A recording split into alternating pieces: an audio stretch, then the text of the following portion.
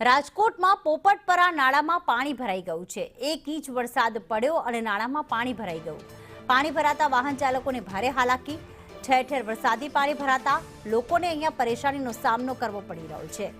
રાજકોટ શહેરમાં પણ ધોધમાર વરસાદ વરસ્યો અને પોપટપરા વિસ્તારમાં વરસાદ વરસતા જે પોપટપરા નાળું છે તે પાણી ભરાઈ ગયું છે અને વાહનો ત્યાં અટવાઈ પડ્યા હતા।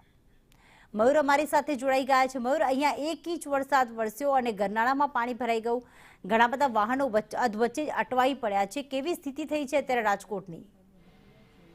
પ્રીતિ, ગઈકાલે રાતના 10 વાગ્યા બાદ વરસાદ વરસવાનો શરૂ થયો હતો અને સવારના 6 વાગ્યા સુધી સતત વરસાદ વરસ્યો હતો। 1 ઇંચ પાણી વરસતા શહેરના અલગ અલગ ખાસ નીચાણવાળા વિસ્તારો છે પોપટપરા સહિતના ત્યાં પાણી ભરાયા હતા। વહેલી સવારના લોકો પોતાના ગંતવ્ય સ્થળ નીકળ્યા હતા, પરંતુ વાહનો છે પાણી અંદર ફસાઈ જવાના કારણે પોપટપરાના ગરનાળાની અંદર અનેક લોકો ફસાયા હતા। જો કે સ્થાનિક લોકોને ફાયર બ્રિગેડની ટીમે બંને તરફના નાલાના જે ભાગ છે ત્યાંથી લોકોને બહાર કાઢ્યા હતા, પરંતુ દર વર્ષે ચોમાસામાં આ પ્રકારની સ્થિતિ થઈ છે। હાલ શિયાળો શરૂ થયો છે, પરંતુ ચોમાસું જવાનું નામ નથી લેતું અને આ જ પ્રકારની મુશ્કેલી છે એ અત્યારે પણ લોકો સહન કરી રહ્યા છે।